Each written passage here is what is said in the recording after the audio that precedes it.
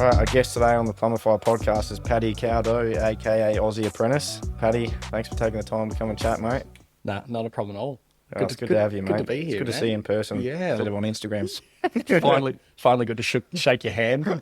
I know. Mate, you had a bit of I'd say a non-traditional path into plumbing. Yeah. Can you tell us a bit about yourself and also how you got started in a plumbing apprenticeship, and also, I guess, what inspired you to take the plumbing as a career path? Yeah, definitely. So I initially started out, I finished school when I was 18 in year 12, and I'll come up to Adelaide and I did 2 years of biotechnology at Flinders Uni. So I was like, I'm going to learn, how to be a biotechnician. I'm going to do research. I'm going to do all the big things. It's going to be nuts. And then I was like, hang on, like I went 2 years into that, and we had some industry like specialists, I'll call them, like, people from the industry come and chat to us. And they were basically like, okay, well, this is what the go is. There's no jobs in Adelaide. You have to go to either Sydney or Melbourne or Queensland. I was like, yeah, not really about that. Cause like, I was 20, like, and I was Yeah, like loving Adelaide, and I'm from Mount Gambier. So like, I don't really want to leave sort of thing. So I yeah. was like, oh, I'll see how it goes. I might just defer and see what happens sort of thing. So I went home, worked with mum and dad for like 8 or 9 months, and then come back up to Adelaide. I was like, oh, bugger it. I tried out for the police. I got all the way to the end and I passed everything. And they got me right at the end, and they said, oh, nah, go away. You don't have enough life experience. I was like, kidding? Yeah, I was like, all right, no worries. Like I went to uni and then worked for 9 months, like whatever, like what more life experience do you need sort of thing? Cause they're hiring yeah, kids out of school. And I was yeah. like, so I just pulled the pin on that, didn't worry about it. And then I was working at Stratco for about 2.5 years, started on the floor, ended up being like a bit of I won't say area manager, but I was looking after a big area, like, country, Western South Australia, and all of the, like the Barossa, mid-north, Port Augusta, Pirie, Hmm. Wyler, and all that sort of good, terrible places. But anyway, the Dust Bowl that it Yeah, is. yeah.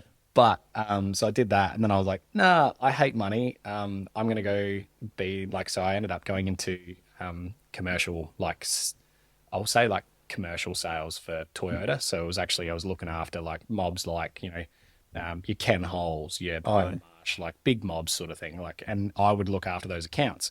And then my manager at the time was like, oh, "You're gonna sell new cars, Paddy." I'm like, and I hated it. Ever since Yeah. then, I was just like, "Nah, this is crap." But my partner at the time, she worked at Reece Salisbury, so she was like, "Oh, do you want to try out plumbing? Would you do a bit of work experience?" I was like, "Oh, like I never thought of doing a trade. Like I grew up on a farm out of town in Mount Gambier, so like I was always, good with my hands, doing fencing with dad, shearing with dad, working on trucks, changing turbos, Mm. doing irrigation, like doing blue line and poly and everything, and like it just it like I'd done it and like changed taps and everything when I was a kid, and then like I was like, oh, I'd never do that. I'd Because I was always more. I found I was better with my mind than my hands. But then once I did like a couple of weeks of work experience. I was like, hang on, I can use my mind to like be even better with my hands sort of Yeah, thing. yeah. So they complement each other. So I started it, got into it, and yeah, loved it ever since. It's for the first time in my life, I found something that I was very, very good at, because I can just put as much time as I want into it. Like everyone laughs at me. All my mates are like, God, why do you love plumbing so much? I was like, because I'm good at it. Like I'm Yeah. finally found something that I'm good at and I can smash. And like, it's good in the sense that you get out what you put in plumbing. You know just as well as I Mm. do. If you've got a bloke that doesn't want to learn, he goes through his entire apprenticeship, gets signed off, and then he still doesn't want to learn. Mm. Who's going to want to hire that fella? Mm. As much as it's not a nice thing to say, if he doesn't strive to learn more and do more, he's not going to be as desirable to a customer, to a company, or like a business owner like yourself. Mm. Because you'll go, well, what do you know? Oh, well, I can unblock drains and I can service taps. Okay, yep. What else? No, that's about it. All right, well, sorry, Yeah. mate. On to the next bloke. Sorry, like them's the breaks. Yeah. Like as much as it is, yeah, it's not a very nice thing to say.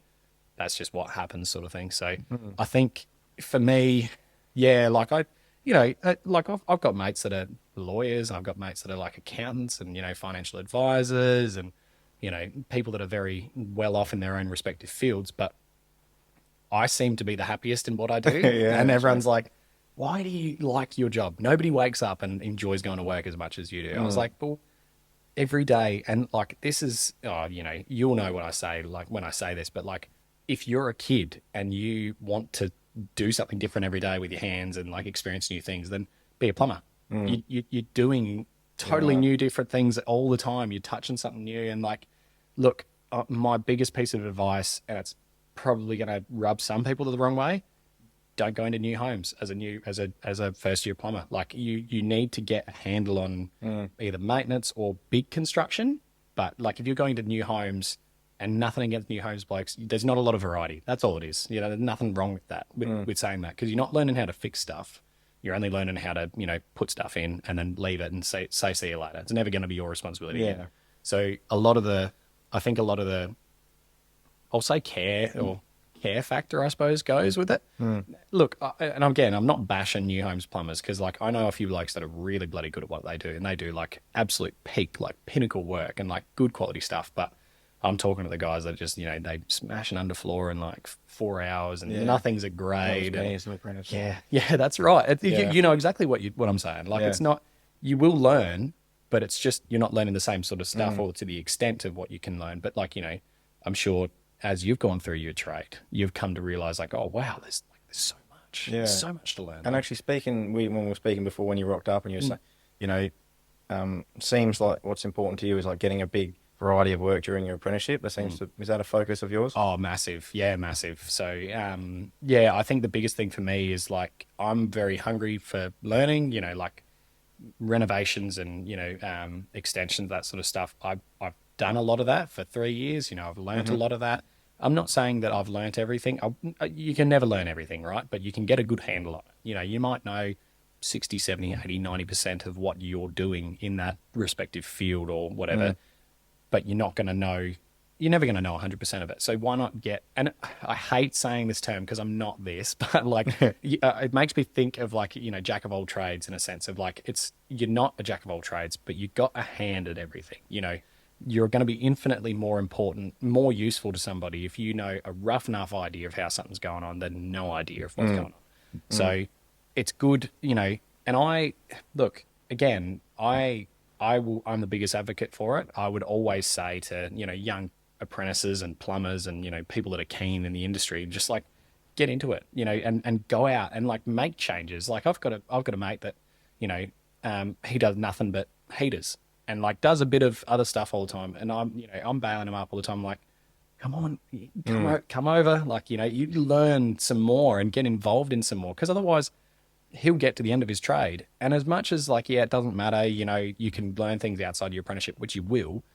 It's more beneficial if you're, doing it during your apprenticeship, because you go, oh, I've picked it all up. I've got all these, pieces and parts of the puzzle. Yeah. And, one of my first tradesmen, Peter, actually told me that like the best thing about being a plumber is you can learn from so many different people, and you take a little piece of every one of those plumbers and you form your little toolbox and you go, right, okay, cool.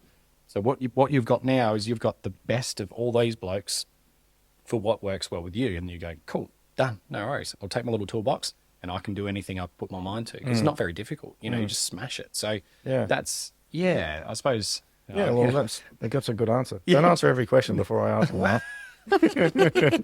I can see you might do that. Look, I get a little bit ahead. So what I'd like to ask you, what do you love about plumbing? You sort of touched on it, and would you say the best parts about doing a plumbing apprenticeship are? I think it's important to let the young people out there know, because some people like, wouldn't have any idea what goes on. I mean, I didn't before I started plumbing. I wouldn't have a clue. So that's exactly right. Like I reckon one of the best things about being a plumber is you're not just a plumber, right? You become handy with tools. You become like an estimator. You become a supervisor. You become, almost a general contractor in a way. You're part-time chippy, part-time tiler. You learn how to do a bit of waterproofing. You learn how to do a bit of roofing. You do a bit of everything. And the biggest part of it is you've got a hand in all these different little pies sort of thing. But, so that's what's really good about doing an apprenticeship, right? I suppose you can, and plumbing especially, like obviously plumbers always laugh at like electricians, or like, we can, we're so hate much, electricians. Yeah, hate them. We're so much better than them. I've got a lot of mates that are really good mates that are electricians, and I could not do what they do. I will flat out say that out loud. One of my best mates, Reese, he is an electrician, and by God, he just knows his stuff. Like, you know, and whenever he talks about it, I'm like, oh, you know, I like to think that I could change a light. Probably couldn't. You know, I'd mess it up somehow. I'm like, oh, what the fuck? You know, why isn't this working? But so it's interesting in that sense. Yeah. Now, what I really like about plumbing though is like you go to an issue and you approach it, say, you know, no hot water. That's one of my favorite calls of all time because you go there, it could be any number of things. Could be a restrictor in the shower rose, could be, you know, a bit of build up inside the mixer cartridge. It could be a stuck washer. It could be, you know, be a tempering valve. Could be that's right. Element, yeah. Depending on the hot water, It could so be many a different thermostat. options. You know, it could be gas pressures. It could be electricity. It could be, you know, water flow rates. It could not be igniting. You know, then there could be an issue with the water body assembly. There are an infinite amount of things that can go wrong. And the best thing about being a plumber that's good at what they do, and you know, you have that like trial and error of figuring it out. You can go there and you go through your little mental list in your head and you go tick, tick, tick, tick, tick, tick, tick. And the moment you find one and, you know, Mrs. Jones is looking over your shoulder and you go, ah, there it is, bang. And it fires up, or, you know, she has hot water and she goes, wow, you know, oh, bloody hell, I never knew. Like, so you sound like you like troubleshooting. Love it. Love it. It's good. It's very satisfying. It's very, very satisfying because you come into it and you can, you know, you look at it with an outside perspective and you're going at something that you've never touched before. You've never been to this site or you've never been here and you go, I reckon I can figure this out. Yeah. Because it's like a little battle. Like, you know, I always find it as like, you know, I don't know. I really like my video games and it sounds funny, but like I treat it as like, oh, it's just another mission. I'm just doing like another part of the game, you know.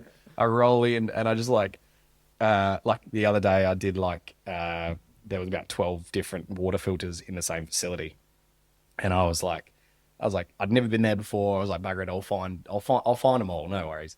And I realized halfway through the day that like when I was going around finding them all, I'm like, this is just like a lost and found like mission in a video game. Like I'm just going around asking people like, where's this? Where's Every this? time you find one, yeah, literally. Coin. Oh my God. And I bump up, but yeah, no, so it's really good. It is really good. Yeah. So I love it. That's probably the biggest thing is that I like being able to do like, definitely troubleshooting. And I'll add one more thing to it is that I love being the superhero, if that makes sense. You come in and doesn't matter if you've got a leaking tap that's been leaking in Mrs. Jones's house for the last 6 months. She hasn't had hot water for 2 days. Her drains haven't worked for 3 days and 3 nights. You know, it could be anything, or there's no hot water for a family of 5, or they don't have any water because there's a water burst, so they've had to shut off the water.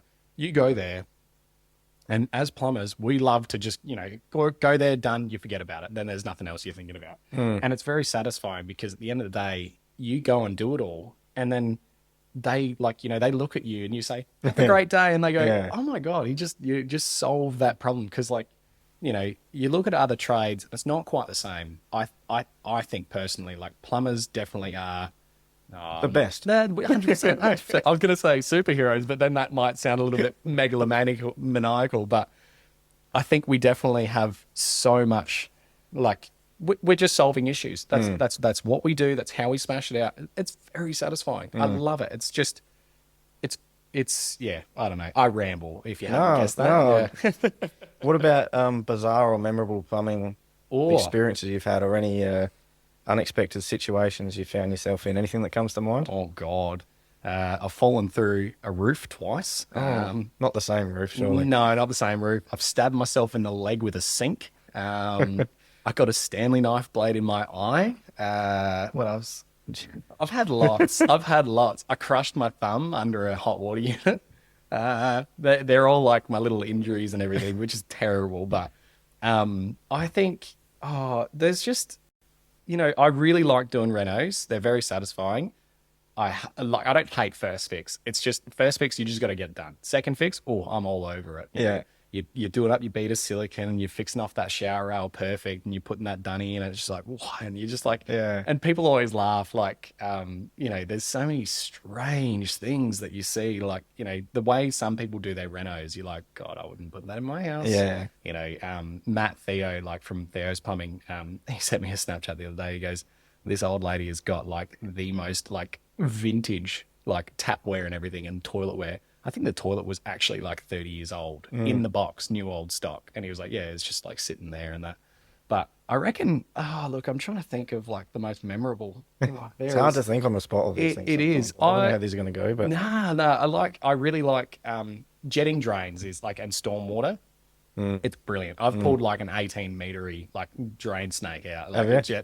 like roots. That was gonna be one of my next questions. Most satisfying thing in plumbing. Oh, definitely that. Definitely jetting Big root stormwater. pull. Oh, big time. And I love it. And I'm just filthy and covered. And I'm like, and I'm ripping it out. And the homeowner's there. I'm like, and I'm just reefing on it, like pulling this thing out. And she's like, oh my God, my drains have never been so clean. And it's just like, I'm like, I think even the small things, man, that you don't think about much is like when you get a new spade bit and you use it and you're just like, oh my God. It's or a new hole saw and you're like, it's a moment. This is what it's supposed to feel like. You know what I mean? You know, I actually you forget how blunt they are. Yeah, like I think the biggest thing you might know this already, and like I know a lot of my mates and blokes that have worked with me know that I'm like this. My van it's schmick. It's where everything is where it is. I have every tool for the job. You know, I'm not going to anything, not expecting stuff. I really like doing hotties. That's very satisfying. Yeah, that is. I love it. My offsets are just like brilliant. You know, like I love doing a hot relief, and the hot relief has to offset back to the wall and then offset down and then go past and then go around 2 pipes. And then you dump it down in top of the gully, and you know you got to keep under. I think it's either 7 or 6 bends or 8 bends or something for a 1/2 inch line or something, but you know, and that's very satisfying. Or bending a hot line in one go. Oh, I like it when you got the the hot relief hours on the wrong side of the gully, so you got to bend it all up, then you got to put it behind. And like you're doing a big long bend, and you like mark it and take it out again and put it back in. You're like, put it in like a bit of Tetris, and then it does line up, and you're like, that's killer. I do tell you though, multiple times I haven't pressed a joiner. I have restarted with a new piece of copper because I've gone, nah, I need to do this. I'm not doing it. And I'll cut that bit of copper and use the offset later on. But I'm like, no, I need to prove it to myself. Yeah. And like, I think, fixing, I really like being able to fix. Oh, actually, no, I'll take this back. One of my favorite, most satisfying things is finding gas leaks. Yeah, that's good. I've got a method. I have it down pat. Can you share this method? I can absolutely share this method. Go on. You'll like this. So, obviously, you know, you check for your, like, everyone's going to laugh at me. They're going to go, that's not how I do it. You know, okay, no worries. Like, armchair consultant or whatever. Nah, the way that I do it is like, obviously, you know, you pressure test your gas service. Find, you know, obviously there's a leak. You find all your gas appliances, you know, isolate them inside. Like, that's how you first, like, obviously get rid of all of that. Isolate your hottie, isolate your gas cooktop and your heater. And you go, right, okay. Your next step is to find, you know, fly up onto the roof. If it's roof tiles, laughing. Like, brilliant. Get up, kick a couple of tiles up. You find that elbow there, done. Find the elbow there, done. And then you've got your run, and you've got, you know, 1, 2, 3, 4 T's, or, you know, 3 T's and a couple of elbows. And I just kick tiles up, and I can follow it. I can get it like perfect. It's just like bang, bang, bang, bang, bang. And I have a torch in one hand and soapy water in the other hand, and just kick a tile, torch, soapy water on the joint. If it looks like it's bubbling, I'll look a little bit closer and then zoom in on my phone, and you catch it, and it's just like, done. Yeah. And, you know, you cut it out or whatever and then chuck it back in. And when you don't have a leak, you're like, that feels good, doesn't it? But I like it. Do you use a water manometer or a digital? Both. When would you use the other? When would you use one? I really like using, I only use my water manometer for when I'm doing like a test for a gas leak. So you can watch your drop better. I just prefer it's a visual thing, I suppose. And you know, my first couple of tradesmen taught me that, but and then my digi is always for my, you know, commissioning hotties, doing any sort of gas heater servicing, or, you know, trying to find, finding leaks is a good one, because you can see exactly how much and measure it exactly how much over a certain period of time, that sort of thing. So that's sort of where they come into play, I think, a bit. But I don't know, like, I think this is going to be a bit of a segue into another thing, but like, I think the biggest thing as an apprentice you can do is buy the tools that you need. Right? It sounds very abstract, probably very, you know, also very straightforward. Like, obviously I've got to buy a shifter and multis. So like, no worries. But if you want to be, let me rephrase this. If you want to be viewed as an efficient and qualified plumber, have the tools that an efficient and qualified plumber would have. Oh, you know, my drill broke. okay, buy another one then. Oh, I shouldn't have to do that. Well, yeah, you do, because that's an expectation of the trade. That's why we get paid what we get paid.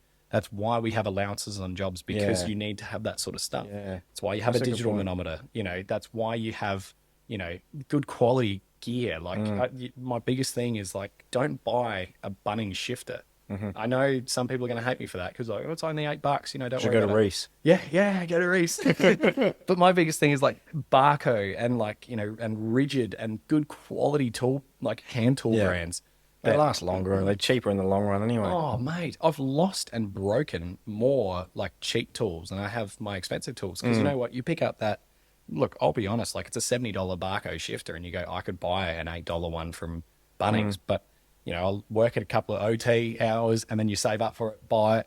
You do not want to let go of that. You do not want to leave that behind because you go, no, I spent $70 on that. I am not leaving that Yeah. behind. And you look after them as well. Like, you know, Tom, one of my old tradesmen, he picked up one of my Barco shifters once we were doing a hottie and he goes, oh, that feels good. Yeah. I was like, yeah, it does. And I was like, you put a bit of 3-in-1 oil on there and like Yeah. on that grub nut and oh, she's I laughing. think that's one of the things that separates, definitely just for like an anecdotal perspective, the good apprentices from the not so good is like just little things like like you said, they have a neat van, but like they spend money on tools. There's nothing that really cheeses me off more than an apprentice who gets allowances for tools. Yes. And spends them on like a big screen TV or something. Like, mate, get some Or- good tools. That's right. Like like the government gives you a lot of incentives. Like when I came on, they had a double incentive, so it wasn't just $1,000 tool startup. It was $2,000. $2,000 to get as whatever tools you want. All you had to do was buy them with your own money and then get reimbursed for it. That's Yeah. all. Yeah. And like I did that over the course of the first 6 months of my apprenticeship.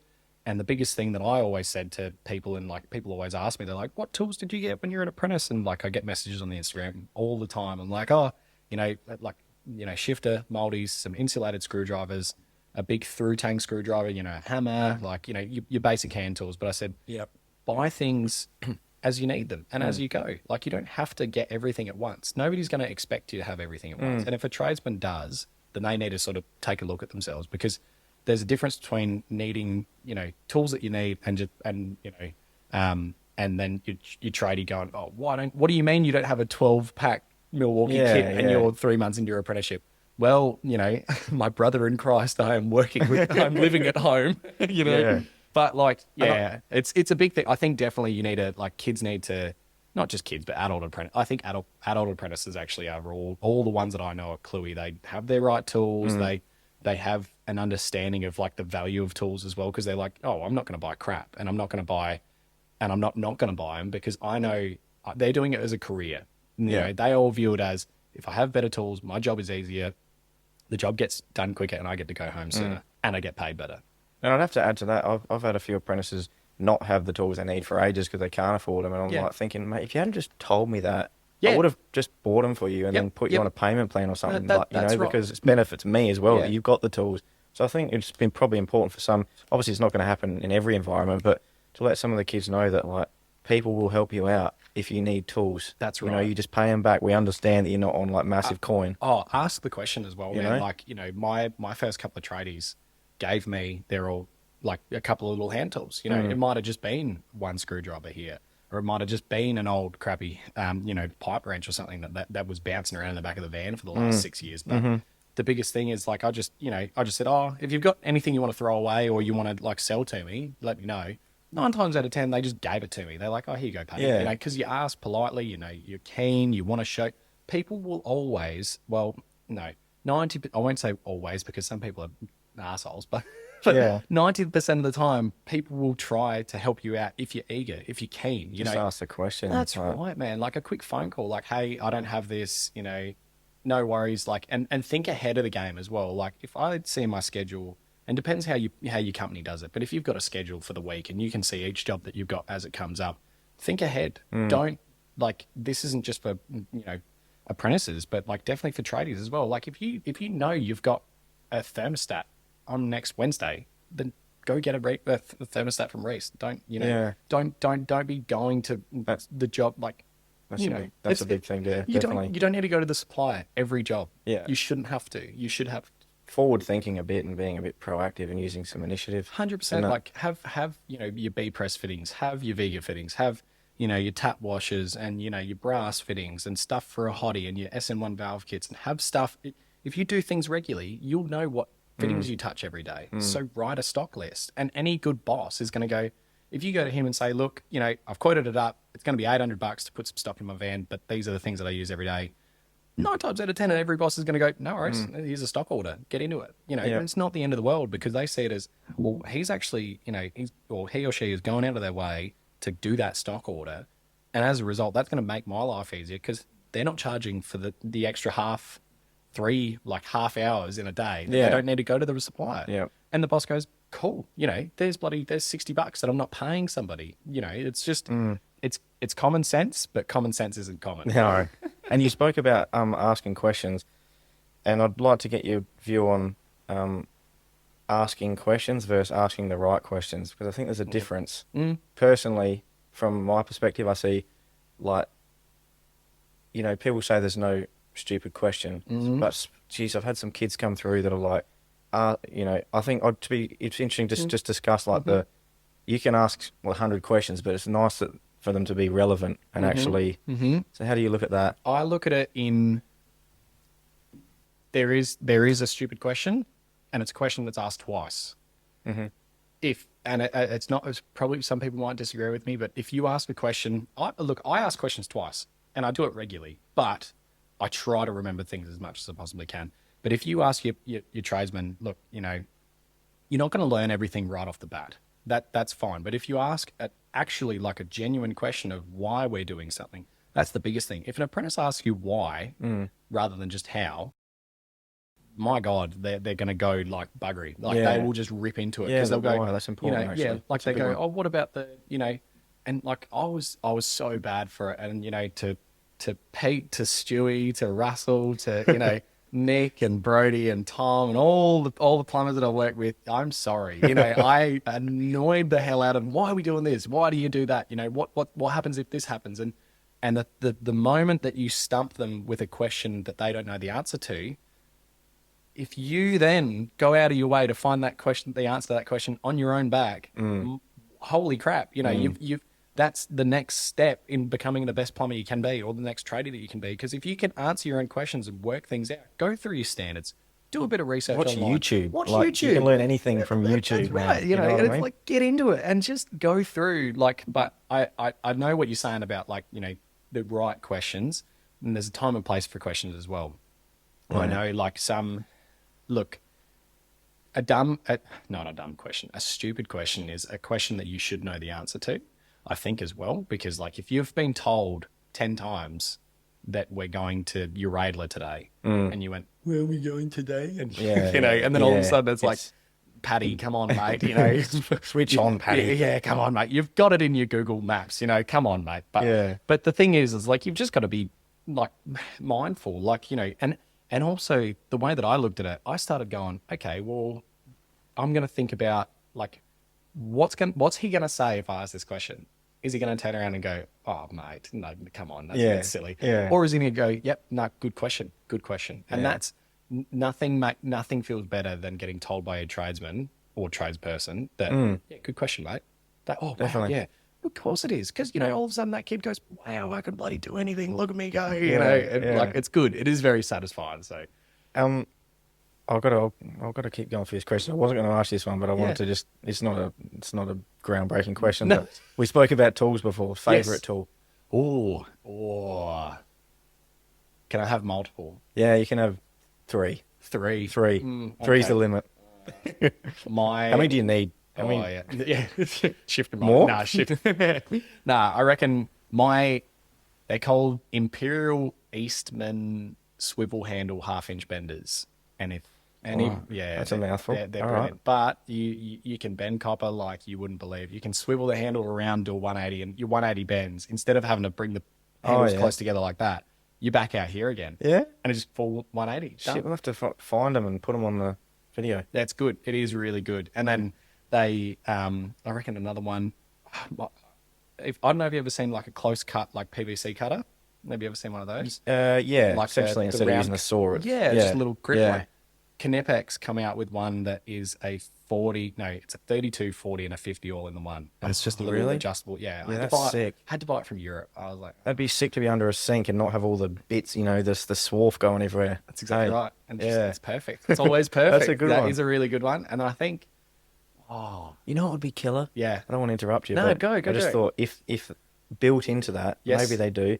It also chamfered the end at the same time. they Does it? claim that it does. Oh, if it did, It doesn't. that would It's be got a elite sharp as- edge. I've cut myself on the edges. That sharp. Oh, that would be so elite if they built in. I know. They should watch this Yeah. and they should do They that. go, yeah. Well, I've been looking, and if anybody can tell me, please do, because I want to get a drill attachment that I can put in my drill and chamfer either 100, 80, 65, 50, 40 mil pipe. That's got to exist surely in this For day and age. PVC, yeah, that's right. They have it for Blue Brew. I know that much, and I know that they have it for 110 Rao piano. Mm-hmm. And it's like my little bugbear. I'm like, I need to find it, and everyone's like, Paddy, just chill out. It's just chamfering a pipe. Just grab the grinder or grab your bastard file or whatever. Yeah. But yeah, and I think my third one that I really, really like is my Milwaukee 12 volt impact driver. Yeah. Lives in my tool bag. Just a little 12-volt one with the little Yep. battery.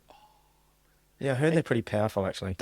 I put roofing screws in with it. Yeah? Like they take a bit, but they bloody get into it. And like fixing off W45s, putting, saddles on the wall. And you can get impact bits that are masonry bits. Just keep them in your bag. And if I can have the fourth item, Yeah, I'll give you the fourth. It's my tool bag. It's my tool bag. What do you got? It's a Vito Pro Pack yeah.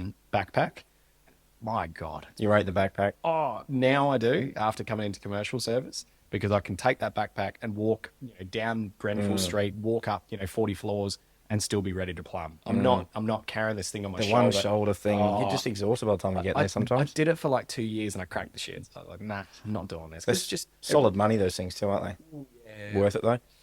definitely. They have a lifetime warranty. So no matter what, you can take it back. Or just, all you do is register with Vito online and you go, yep, here's a photo of my receipt. Here's the photo of this. Well, you can't really go wrong, can you? You can't go wrong because your details Because are you- always with them. And you do go through like I won't say brand names, but those blue ones and whatever. I had them Just- for a number of years. At least once every year sort of thing, don't you? I took the same bag back to Bunnings 4 times. Yeah. And they were like, Paddy, come on. Because it's like my local store. And I kept walking in. I'm like it's me again. And I always felt bad. So like I'd empty it out into my van and then like clean it all up. And I walk in and they're like, yeah, okay. And I like show them the receipt on my phone. They're like, all right, go grab the other one. I'm like, I'll be see you again in 6 months. but like I'd break everything on them, and like Yeah. I genuinely mean this. Like, and Luke from Flame Tech Heating and like Adventures of a Service Tech, who shout out to Luke, he's my best friend. But he got me onto him. He's like, Paddy, these bags are good. You're not gonna wreck them. You can't rip them apart. Like nothing's wrong with them. And All right. by God, he was right. All right, we'll have to hit them up too.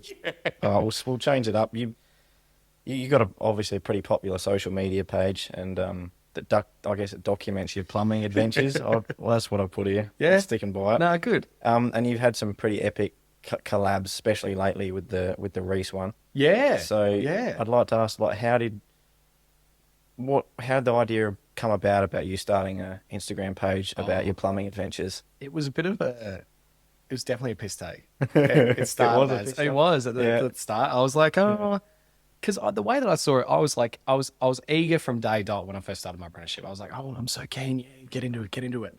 And I started following people on Instagram, on my regular Instagram, like, World's Worst Plumbers, Crave Plumbing, Life of Maintenance Plumber, Yep. all these big mobs, and, Mechanical Hub, like, and it started that kept growing and growing, and like Dave the Plumber and, Ben from Geelong Cable Locations, and like it just get this group, this community kept growing, and I was like, oh man, I want to be a part of this. I want to give these guys something. I want to show like what I can do, and I was seeing a lot of stuff, like doing a lot of resi maintenance stuff. So you're doing dig ups, you're doing hotties, you're doing this, doing that, and I was like, people like when I show people this, they'd like find it interesting. So I was like, bugger it, make it up, and I thought Aussie Apprentice was such a stupid name when I come up with it. I was like, this is going to be like the cheesiest thing. And I come up with it. I was like, Were you surprised it was available? Yeah.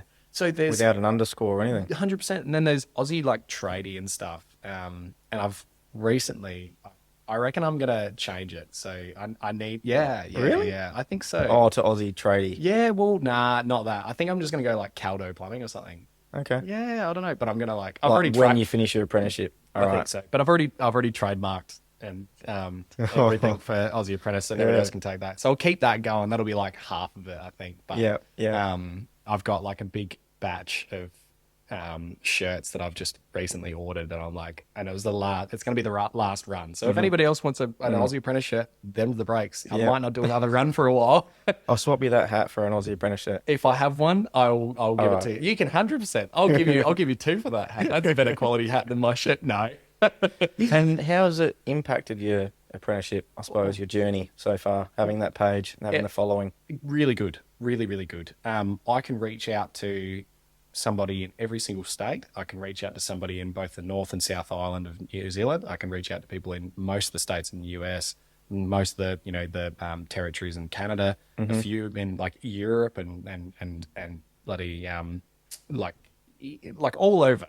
And it's like, but not only that, like Adelaide plumbing, there's a handful of us, that we get into this sort of Instagram, and it's funny. Like I reckon, like I kept tagging you guys in stuff all the time. Like, yeah, Plumbify, Adelaide, yeah, sick. And like I used to laugh at myself, and then like I started tagging these other blokes, and the circle kept getting bigger and bigger, and it has genuinely become like a community.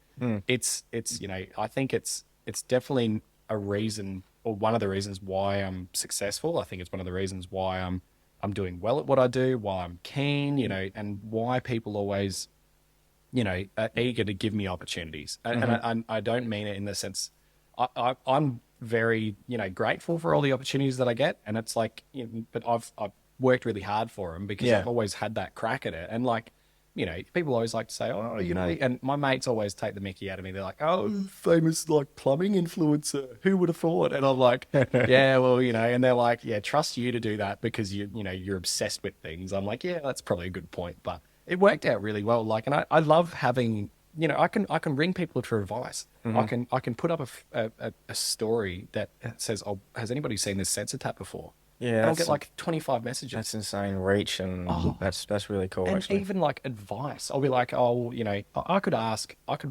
plumbing business advice, and you know how many like plumbing business owners there are? Like it's just nuts. Like yourself, heaps of different people go, oh, well, when I did this, I did this. I charged this for drain machines, or I did this, and you know, and like I haven't gotten to that point yet because I haven't started my business, but like I know that that's going to be a great part of. A couple of years down the track when I'm ready, then I'll just go, oh, hey, fellas, give me a bit of chance, Yeah. But it's great. And I feel like I've learned more. Like I genuinely do, because people will send me photos and videos and things that they've created or things that they've fixed. And they'll go, hey, like, like trick for young players, like keep an eye out for this when you work on a ream pronto or something. Or like, while you do this instead. And like tips and tricks and tools, like tools are a big thing too. Like, I didn't know Milwaukee made a copper cutter until I saw someone on Instagram using it. I was like, oh, that's killer. Like, it goes up to 25 mil copper. I was like, done. No worries. Like battery or something. Yeah. Have you not seen those? I've seen them actually in race the other day. They look sick. Get one. Yeah, they did look good. They're brilliant.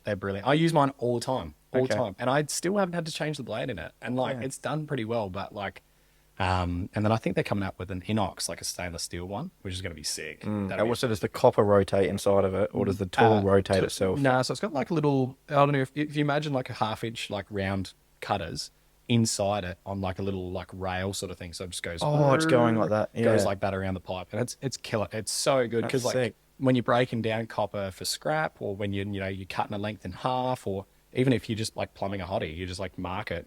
Bang, and you can see through a little sight window and you go, cut, done. Yeah, it's good. Like seeing that sort of stuff, and even like techniques of like how people do things differently, and even overseas, like the way like Eric and Andy, like those two American plumbers that I was telling you about, they like the way they do things differently is so intelligent. Like the big thing that I notice in South Australia is that like we don't service storage hot water units. No. Like have you would have changed an element, changed the thermostat, maybe changed an anode? Yeah, a few times. Yeah, but that's right. It's not common. But it's not common. But like in America, it's like every year you go and service and you flush the thing too. So like, how many hotties have you taken out where all the big brown sludge goes on the ground? Everyone. And you're like, Mrs. Jones, your terrazzo floor. I'm so sorry. Hope you don't drink that hot water. I've been putting it in my kettle, Yeah. But she, like, that sort of stuff. I see, like, and the UK is big on it too. Like, and I think genuinely, and look, water filtration I think is going to make a huge comeback, huge in the residential space. It already is very big, but to the point where, like, water quality in South Australia has come a long way from what it was, 40, 50 years ago. However, it's still, Murray water. It's nothing, or like, from the aquifers and that, it's not that great because it goes through, miles of asbestos or concrete pipes and like, and then it goes through here and then you've got a gal riser on a garden tap that just picks up all that rust and takes it in the water. It's not terrible, but you can do better. And like with $1,000, you could get a pretty bloody good filter. You get a sediment filter, you get a carbon filter, a UV filter if you got real keen for $1,500 or something. And all of a sudden, there's no such issue with any sort of, bacteria or anything. And I think that's going to be going great guns very soon. But, so what about this is probably a selfish question as well, actually. No. What about actual real world advice would you have for a young fella who's trying to grow their Instagram? Oh, it doesn't have to be a young fella, but I'm just picturing a apprentice like yourself. Yep. What are the real world tactics, I suppose, that you use to grow social media? Just interaction, biggest one that I've found. I reply to people, I message people, I don't just like, I interact, like I comment on videos or like videos or respond to what people are questioning or asking. I try to put content out there that people like enjoy, like Crystal from That Paint Chick, like she's on Instagram, she's brilliant. She knows exactly how like the algorithm works and everything. And the way that she said it was, your posts are for your, like, you'd imagine the business side of it, showing off your work, like making it putting up photos, making it look really good. Your reels are entertainment, which is like, you put them up, you make like interesting videos that are going to go, you basically view it as if I'm going to try to make this video viral. I'll make a viral video because like, whether or not it does go viral, but you make it interesting that like an everyday layman can watch it and go, hey, that's cool. It's plumbing. Sick. No worries. Like you're pulling out a clog from a drain, or, you're plunging a drain or whatever. Like any number of things go very interesting. And then your story, she said, is for your personality. So, and you guys probably know, like my story, I put up some rubbish of me talking sometimes. And like the most content interaction I ever get is me telling shitty fucking stories on my story. Yeah. Okay. And like people are like, I had this the other day, you saw this, and just like finding that like interacting with like bigger names or bigger company, or not companies, but like influencers themselves, I suppose, is like you form those relationships with those big people, and then you're just sharing each other's stuff. That's the biggest thing. Like they share my story, I share theirs. You probably noticed, like I tend to share a lot of different people's stories all the time on my Instagram, because I'm like, they're tagging me in it. Of course I'll give free, bloody response. And their followers see my stuff. I see their stuff. Everybody gets their little piece of the pie, like it works out well, and everybody's happy at the end of it because everyone's getting a chance at the light, if that makes sense. Yeah. I found that works really well. And then creating interesting videos. Like the way that I see it is like, would I be interested in watching this video if I didn't know anything about it? And I've sent a couple of my videos to my mates and that, and I'm like, oh, is this all right, or does this look a bit stupid? And they're like, no, that's cool as. And like for me, you sort of get into a biased point of view where you go, this is boring, this is very boring, and and then you show someone, they're like, whoa, I didn't know you did it like that. And it's like, you gotta imagine as if you didn't know anything, and then you look at it and you go, wow, that is cool, that's wicked. Like it's in that way, you sort of like trying to, I guess, give value in a way, like information to people. Big time. Bailey, look, she's been in the video this whole time. I don't know if everyone can see that. B. Claire Carpentry, my absolute goat of a best mate. She's a final fix carpenter, and she's brilliant what she does, but she's very good at her Instagram as well. And she puts more than enough information on all of her posts. She puts videos up. She makes sure that like people are informed and have the right sort of information, and it's interesting, and that like and if anybody picked up someone else's phone and looked at it, they go, oh, I can read. That's interesting. You know, you treat it as if, like, you try not to, how am I describe it? Like, you don't want to make it, you don't want to like, what's the word? Like, not gatekeeping. Yeah. You don't want to gatekeep the trade. You know, you don't want to hold people out. You don't want to hold like people that don't have as much experience or any experience in the trade. You want to like pretty well just put it out to anyone. Like, you know, I don't know how much you look on like Instagram or TikTok or YouTube or Facebook, but some of the most interesting videos we've watched are things that we don't do ourselves. Yeah. You know, so you look at that and you go, oh, that's so interesting. That's what you want to give people, is something that they've never seen before. You go, here's what the inside of a hot water unit looks like. Wow, I didn't know they look like that. Yeah. Touch that and you can get an electric. What about, well, we'll change it up. Yeah. I just want to go a bit deep, man. So Go for it. I hope you're up for it. But Go for it.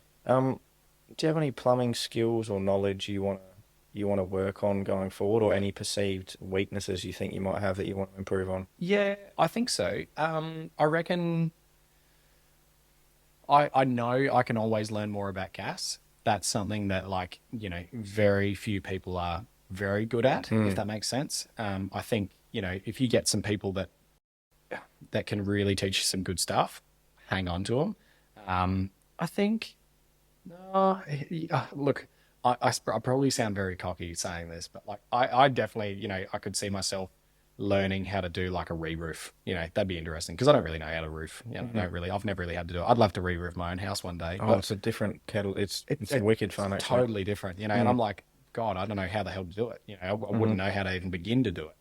But I think that's interesting. I really like relining. I already know how to do that. I think that's always interesting. I could learn an infinite more amount of things. There was this mob, I think they're Melbourne or Sydney pipe relining. They're like a big mob, and they did these 6 relines of 6 stormwater drains all underneath a road. They cut a section out of a road that like by about like 6 meter by 6 meter. I think they were like 600 mil stormwater drains, and they relined the entire lengths of like, and it was like 100 meters each. Yeah, that's interesting stuff. I was like, what the hell? Like that's just ridiculous. It is absolutely ridiculous. And I know that they relined water mains in Port Augusta. Yeah. Yeah, it's nuts. This is ridiculous. But I think, what about standards and stuff? Like, do you? Oh, you know what I mean? How are you up with them? Yeah, up with them. Yeah. I'm anal with my standards. My mates like will laugh at me. They're like, oh, ask Paddy a question, he'll figure it out. If he doesn't know it, he'll figure it out really quick. I'm very, very good with my standards. I guess that's the thing. You don't have to know all the answers, but you just need to know how to get the answers. That's exactly it. You just need to know how to find them. Like I find, you know, I carry every single one of my standards in the van all the time. You have physical copies. Physical copies, yeah. So I was very lucky. I got my updated standards very recently. You know, I got them printed. I won't say how. Yeah, well, we all know, but we won't say. So I got them. I keep them in my van. I also keep a copy of, I don't know if you're very familiar with the Plumbing Code of Australia, the part of the Builders Code. Yes. Yes. No, not really. It's good. It is very good. It's a lot of interesting stuff. There's a lot about stormwater. There's a lot about the new updated PCA has everything about RPZs and backflow prevention. It's not in water part. Well, it's not in AS 3500 part 1 anymore. Okay. So it's all in there. And then you've got, you know, your backflow standards that are independent of, and how to like test and commission backflow devices. Obviously your new gas standards, which, you know, OPSO valves and everything, and the new, I don't know if you've seen like the overpressure valves that are a new thing, an addendum that are new. I find like really, I don't know, like I find I'm very quick at finding the answer that I want because I'm good at searching things. That's like, if I can give everyone advice, is get PDF copies of your standards on your phone. Get like, you know, an Adobe reader or whatever on your phone, and just learn how to search. Yeah. Researching is just a skill in itself. 100%. Like, and if you don't know something, those paper copies that I've got in my van, like I'll go and look at like a circ. I'm like, well, what the fuck is going on here? Like, why is there 7 of them in front of me? You know, and I'll go, okay, well, I need to go have a bit of a think and have a sit down, and I'll draw it up on a bit of paper, and I'll bring up the standards and try to find some sort of information, or, you know, I'll try to look up, you know, when can you put an ECV here, or when, you know, how many bends or whatever. And the way that I look at it is try to imagine that the OTR inspector is over your shoulder. And that sounds, people are going to hate that. But you look at it is like, if an OTR inspector would be happy with it, well, for Victorians, it's like the VBA or whatever, but if the inspector would be happy with it, go for gold. And so would the client. But if the OTR inspector would go, what?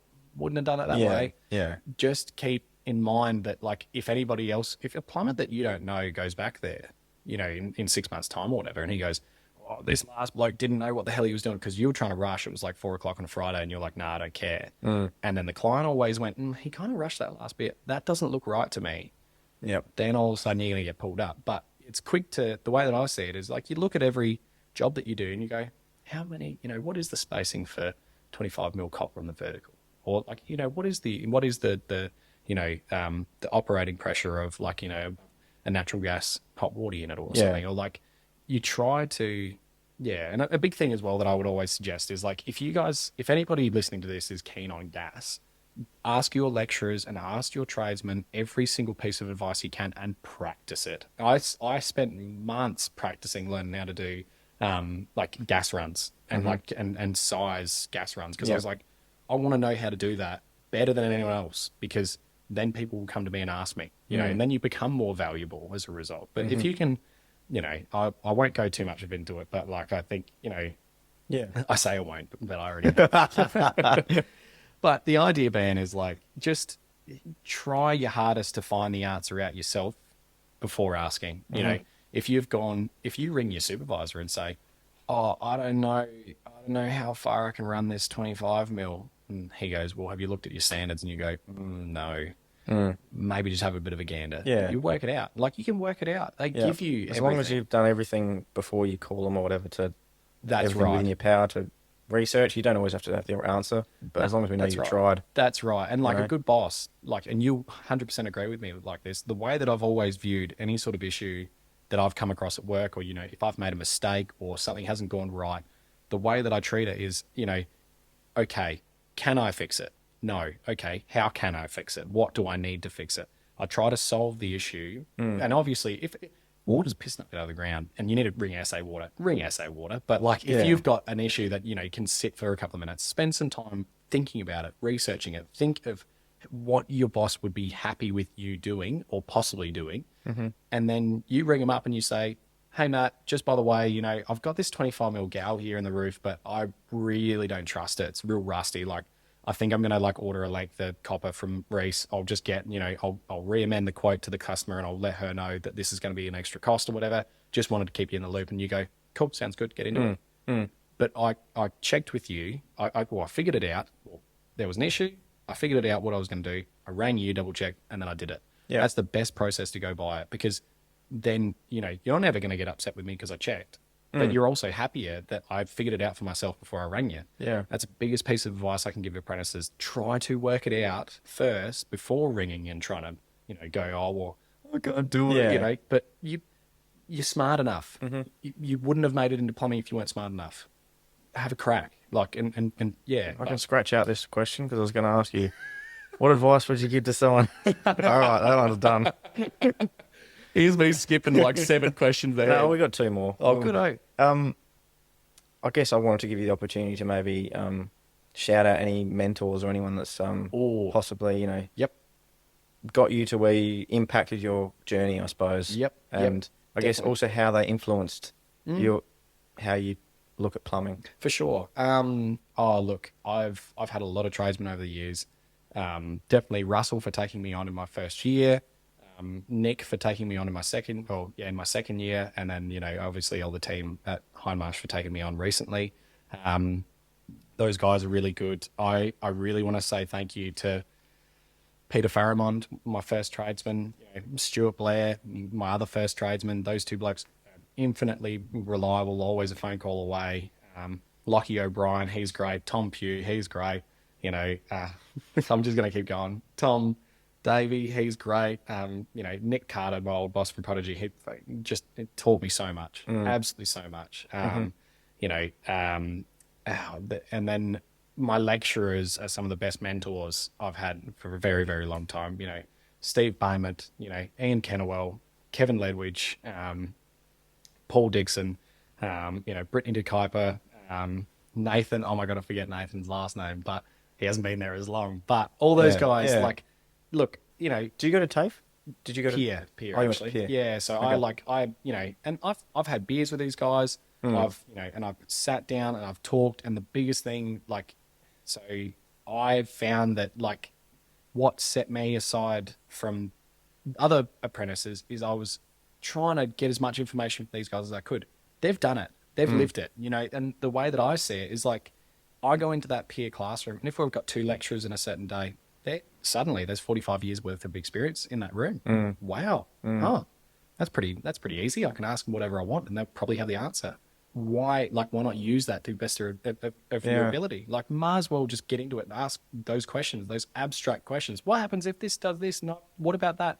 Can you lay HDPE underground and glue into 100 mil, blah, blah, or whatever? And they go, well, I don't know.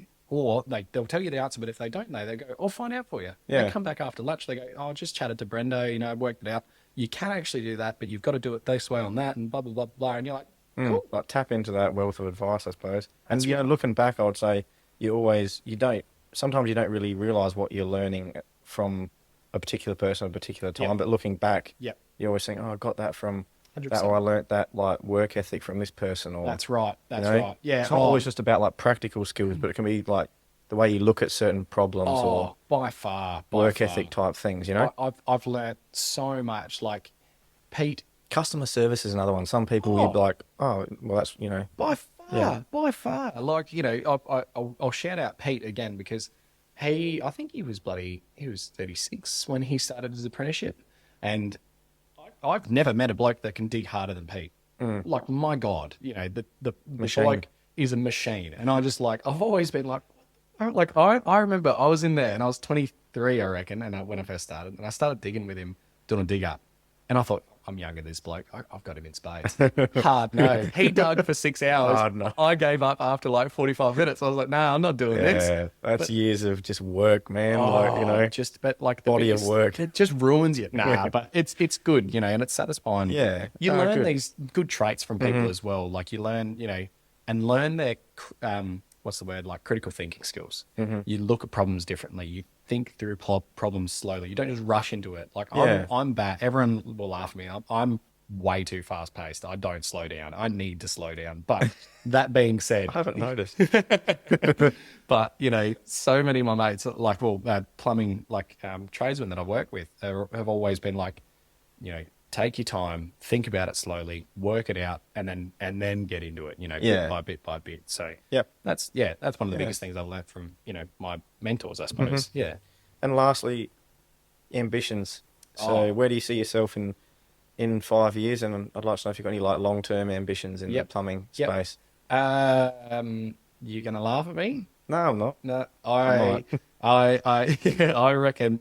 So for me, inevitably, I want to run my own business. Whether that is in, you know, 3 years or 5 years, it will happen because I'm not somebody to sit still. But I find that, you know, I'd love to have a business with apprentices and tradesmen, and I'd like to have a business where I have tradesmen that are more experienced than me. But like nothing wrong with that. I think that's brilliant because you're immediately, like, it goes back into that old lecturer thing where like you're tapping into that 45 years worth of knowledge. Come over here. You're mine now. Like I'm going to use your knowledge for this business, and we can build it together. Like, you know, my old boss Nick, he was so big on creating like a culture at the company. You know, you go to the pub on Fridays, you know, hang out with your mates, you go away for a Christmas show. You give the guys good quality work vehicles, good quality tools, you know, good quality material. You give them, like, you make sure that the jobs are, you know, not obviously you can't choose every job that you have all the time, but like you look after them in the sense that like you're not just putting one bloke on dig ups every day of the week. Yeah. Yeah. You know, you share the load because it's like, you know, that bloke's going to want to leave. That's just the end of it. Like he'll just go, nah, pull the pin. Don't worry about it. But the biggest thing is that like I want to create a great culture. I mean, like I grew up in Mount Gambier, and I've always, like, mum and dad hound me every week to come home. And I think probably one day in the future, maybe in 10 years, I might move back and start a business down there. It could be 5 years or whatever. But, you know, I'd love to have my own business. I'd love to have, live out of town on a farm, and that can be the workshop, and, all the boys can come around and have a big piss up and get into it, Yeah. I think, like, I'd love to, I reckon I'd love to have, I could have 20 staff if I wanted. If I really tried for it, I could do it. And like, there's always opportunity, and you only get out what you put in. So you can only go as far as you're willing to go. Mm-hmm. If you slack and you don't really care, and you go, nah, I can't be bothered doing that, or I don't want to work this weekend, or I don't want to try, or no, I won't, do that job for my neighbor or whatever. You're not hungry for it. You got to want it. You got to want it with every fiber of your being, because otherwise you go, I'm sure lots of plumbing business owners that you go, God, how is he in business? He doesn't even care. And they struggle. And that's not, I'm not begrudging some people, but then you see some other people that are extremely successful because they put the time and effort in. Mm. And Jason from Exclusive Plumbing, he's like a really good mate of mine. And like, that bloke's been plumbing on his own for, I think, 10 years, 12 years. And he lives the greatest life. He's got time for his family. He works when he wants to. He doesn't work all week. He does his bit, but he does it efficiently and effectively. And he doesn't, waste his time either. But he's also like, he's at the point where, he could retire tomorrow if he really wanted to. He's got a nice old Ford. He gets to drive that around. He's laughing, but I think definitely running my own business, I'd love to be, I reckon I could do like trade school teaching 1 day a week or 2 days a week. I reckon I'd love it. I reckon you'd be good at it. It'd be good fun, It's just like, come on, mate, come on. I'll show you how to dig a bloody hole, But like, coupled with your researching skills, can't go wrong. I'll learn you. Don't you worry. I'll learn you a thing or two. Oh, good, man. But yeah, no, ripper. Exciting. Well, mate, I think thanks heaps for coming on. The plumbing industry needs more guys like yourself that are really passionate, and it's really I enjoy watching the journey. So appreciate it. Thanks you for being here, mate, and you're a really good ambassador for the apprentices in the plumbing industry. So thank you. No, thank you, man. Absolute pleasure. Cheers, good man. Thanks a lot. Nut ripper. Thanks for tuning in to another Plumbify podcast. Make sure you follow us on Instagram, TikTok, YouTube, LinkedIn, and all the usual podcast platforms.